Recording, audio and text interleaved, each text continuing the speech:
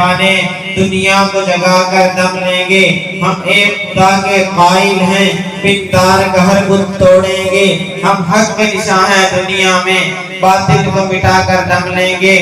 میرے محترم اساتذہ کرام، منصفین اعظام اور میرے ہم مکتب ساتھیوں، السلام علیکم ورحمۃ اللہ وبرکاتہ۔ آج میری تقریر کا جو موضوع ہے وہ سیرت نبی ہے۔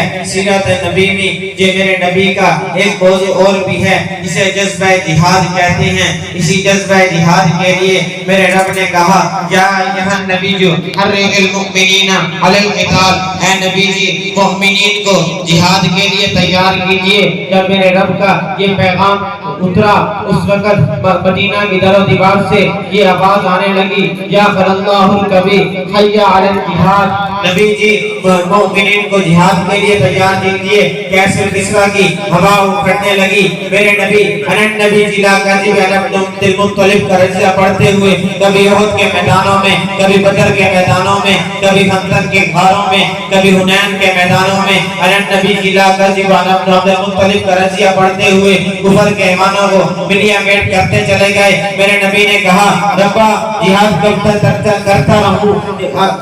آسمان سے آواز آئی وَقَاتِلُوهُمْ حَتَّى لَا تَكُونَ فِتْنَةٌ وَيَكُونَ الدِّينُ كُلُّهُ لِلَّهِ۔ اس وقت تک جہاد کرتے رہیے کہ پوری دنیا میں اسلام نہ پھیل جائے۔ جب میرے نبی نے کہا اے ربا جہاد تو کرتا رہوں، شہید کو کیا دے گا؟ میرے رب نے کہا شہید کو میں اپنا دیدار نصیب کراؤں گا۔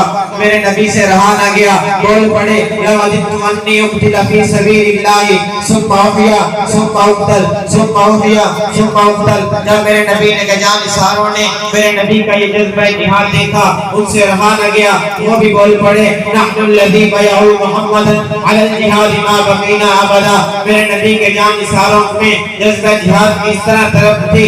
حضرت ابوبکر صدیق رضی اللہ تعالی عنہ کہتے ہیں الدین وانا حی، میں زندہ رہوں میری زندگی میں دین کی کمی آئی میں برداشت نہیں کروں گا۔ آج کے مسلمانوں اسی صدیق کی آج تکفیر کر دی گئی، اسی صدیق کے اوپر لاہور میں انگلی اٹھتی ہے، اسی صدیق کے اوپر اسلام آباد میں انگلی اٹھتی ہے، اسی صدیق کے اوپر کراچی میں انگلی اٹھتی ہے۔ کوئی انگلی کاٹنے والا تمہیں نظر نہیں آتا۔ اگر اس صدیق کی تکفیر پر کوئی انگلی نہیں اٹھتی تو جو نواز شریف کی بیٹی پر انگلی اٹھے گی تو اس انگلی کو کاٹ دیں گے۔ اوے صدیق کی بیٹی کے بنا بولنے والے، اگر نواز شریف کی بیٹی کے بولے گا تو تیری زندگی پر لعنت ہے۔ اگر نواز شریف کی بیٹی پہ تو بول سکتا ہے کہ میرے نبی کے حجرے میں آج اس کے حجرے میں میرے نبی آرام فرما رہے ہیں، میری امی عائشہ اس کے اوپر اگر کوئی تہمت لگائے اس کے اوپر کوئی نہیں بولتا۔